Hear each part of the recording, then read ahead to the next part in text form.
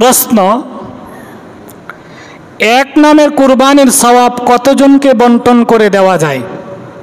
আমরা অনেকে কুরবানি করি, কিন্তু কুরবানির মধ্যে নিয়ত করতে চাই এর সওয়াবটা অনেকের পাঠাবো, এমন নিয়ত করি না? তো কুরবানির নিয়ত যদি অনেকের করি, সওয়াব অনেকের কাছেই যাবে। যদি নিয়ত সওয়াবের নিয়ত একজনকে করলে একজনের আমলনামায় যাবে, আর যদি একাধিক ব্যক্তির জন্য নিয়ত করি, একাধিক ব্যক্তির কাছেই এই সওয়াবগুলো বন্টন হয়ে যাবে। আরেকটু বিস্তারিত বলতেছি, এক ব্যক্তির তরফ থেকে কুরবানি করার সওয়াবটা এক ব্যক্তির আমলনামায়ও নিয়ত করা যাবে, একাধিক ব্যক্তি 100-200 ব্যক্তির আমলনামায়ও নিয়ত করা যাবে, শুদ্ধ হবে, কোনো সমস্যা নাই।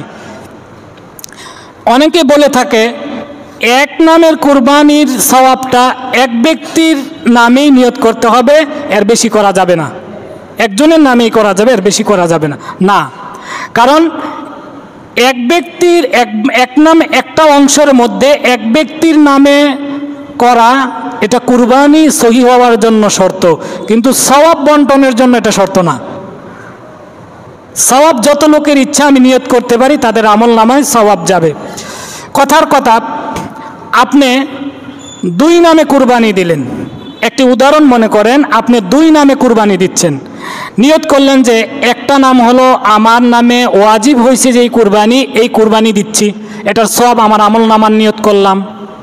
আরেকটা অংশ যেটা নিয়ত করতেছি, ওটা আমার মৃত বাবা, মৃত মা, মৃত দাদা, দাদি, এই 4 জনের নামে এক অংশের সওয়াবটা বন্টন করে 4 জনকে দিলাম, তাও নিয়ত শুদ্ধ হবে। কথাটা কি বুঝাইতে পারলাম? আল্লাহ আমাদেরকে বুঝার তৌফিক দান করেন, আমিন।